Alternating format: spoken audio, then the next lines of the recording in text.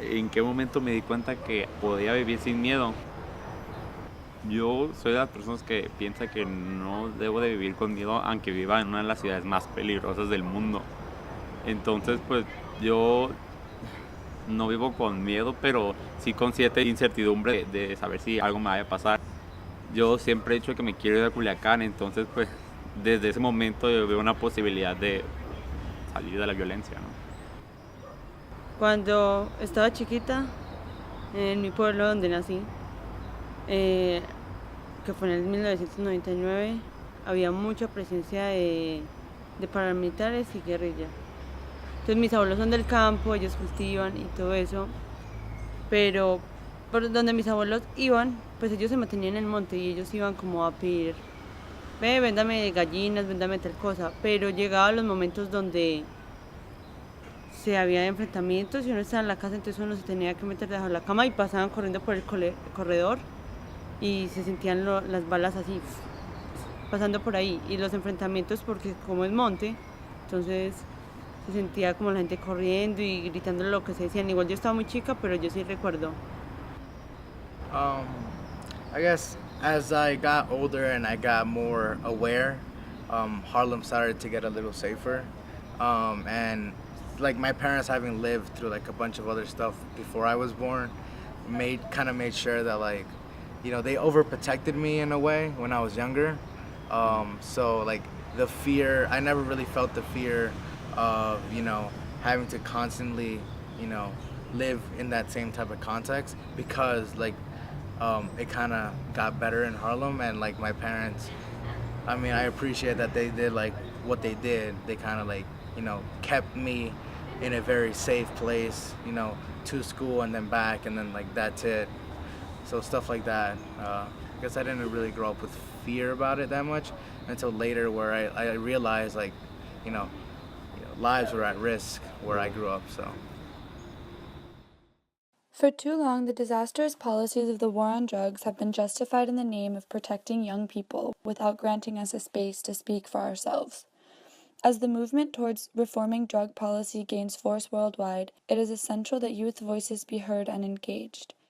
Catalyst is the first program of its kind to bring together young adults from across the Americas to study the war on drugs from a transnational perspective and to imagine alternatives to the failed drug policies of the present. We were given a sticker and we were supposed to tell a story about how the war on drugs has impacted us in any way, personal, whatever you wanted. We went in a circle and people just started sharing their stories about how the violence has impacted them and how like they're scared to go outside. But what really stuck with me was just the way they spoken, where they said like, oh, the way that the war on drugs has impacted me is in this way, but you know, I've had people in my family get kidnapped, but that's normal, or stuff like that. And the fact that your family gets kidnapped and you kind of normalize that and you kind of normalize that violence was just like so eye-opening for me. When we started thinking about the curriculum, we decided that we wanted to give it a social justice framework. And thinking about social justice gave us a chance to make the personal political, and to do that we designed 5 different principles: identity, diversity, historical awareness, social justice, and social change. We really wanted students to be able to understand how they could promote change in different spaces. And to do that, we designed days that in the morning we'll have mini workshops and mini lectures, and then in the afternoon we put together a series of meetings with artists, activists, and academics who told them about their experiences related to the war on drugs. Unsafe streets after that. And then Black Lives Matter. También está la marihuana. Sí, ya, marihuana. Triángulo Dorado, campesinos, desaparecidos, plaza. Yo creo que el espectro se ha ido ampliando, como que nunca creí que tuviera tantas implicaciones en tantos ámbitos de la vida y que no sea un problema encerrado en un breve espacio de tiempo, sino que desde tiempos de la conquista las drogas han estado vinculadas a relaciones de poder Entonces ver eso desde la religión o un proceso de imposición de ciertos dogmatismos para que perduren a lo largo del tiempo. Luego, pues la importancia en la industria farmacéutica y después cuando le da un giro con la importancia económica. Entonces, y eso en términos de lo que es moral y no es moral. Y bueno, y también la vinculación a grupos como marginados de la sociedad, ¿sí? Desde los migrantes que de por sí son excluidos y ven en la ilegalidad otra alternativa y no se limita a una catalogación de buenos y malos, sino que es mucho más complejo. I guess my point of view has changed from strictly being focused on like the United States and how that they're involved to, you know, how it is present in other countries. And like making friends here, you know, you get to hear different stories. And so like my perspective has changed. How do you say to know? ¿Cómo se dice to know? Conocer. Conocer. Conocer. So I would say, when I know, I will tell you. Cuando conozco something. Cuando conozca. Conozca. Formar lazos tan estrechos con mis compañeras y compañeros en solo 3 semanas y cómo, a pesar de las diferencias lingüísticas, ideológicas, pudimos compartir y formular pensamientos de esperanza en América Latina y Estados Unidos. Creo que lo que más me movió de esta experiencia en Catalyst fue conocer chicos, ¿no? O digamos, conocer qué es lo que han vivido ellos. Por lo menos yo estaba totalmente ignorante de cómo es que vivían los chicos en Estados Unidos, ¿no? Escuchaba que existía violencia, pero pensaba que eran como inventos, ¿no? O fábulas que la gente decía, ¿no? Pero veo que sí, por lo menos eso del feminicidio, los secuestros a las chicas allá en Chihuahua, que me contaba Michelle, ¿no? Eso, conocer también cómo es en Perú, cómo me he llevado bien con mis compañeros, ¿no? Mis compañeras.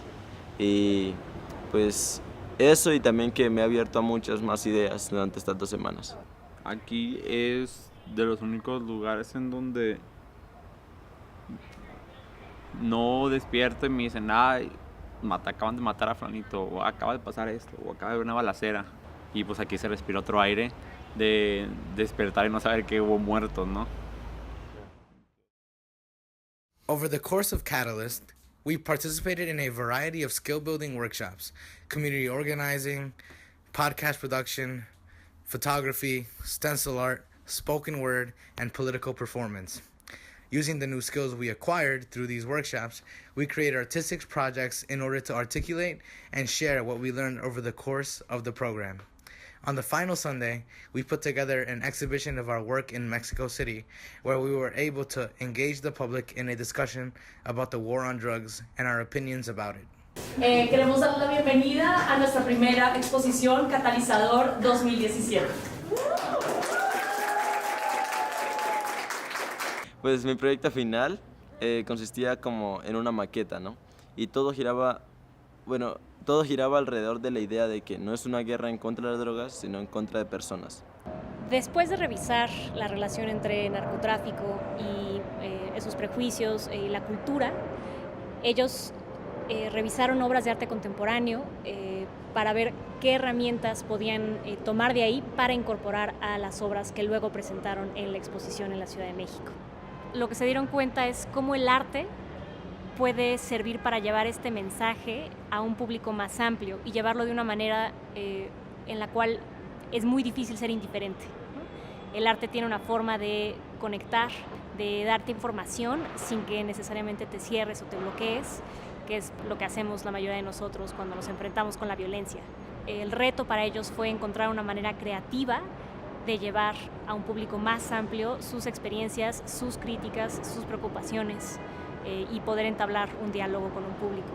Creo que Catalizador tiene el potencial de ser una experiencia que de verdad transforme las vidas de estos estudiantes y que luego tenga un impacto en sus comunidades, ¿no? Es una manera de sembrar una semilla y luego, aunque nosotros no la veamos crecer, podemos tener confianza en que ese cambio, ese mensaje, todas las experiencias que compartieron van a encontrar cabida en otros lugares, en otras personas.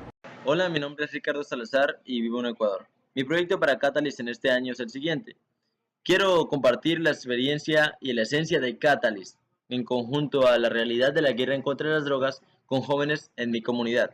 Luego, con un grupo de esos jóvenes, trabajaremos en un mural en el que se explicará la realidad de esta guerra y donde se representarán a sí mismos dentro de ese escenario. Y el objetivo de mi proyecto es el siguiente. Primero, que los chicos compartan en sus hogares la esencia de Catalyst.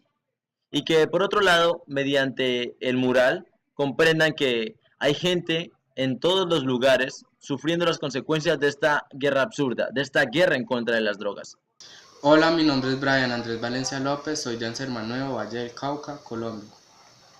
Bueno, les voy a explicar brevemente en qué consiste mi proyecto. Mi proyecto consiste en crear un espacio literario, donde dicho espacio se llamará Semillero de Lectura Crítica.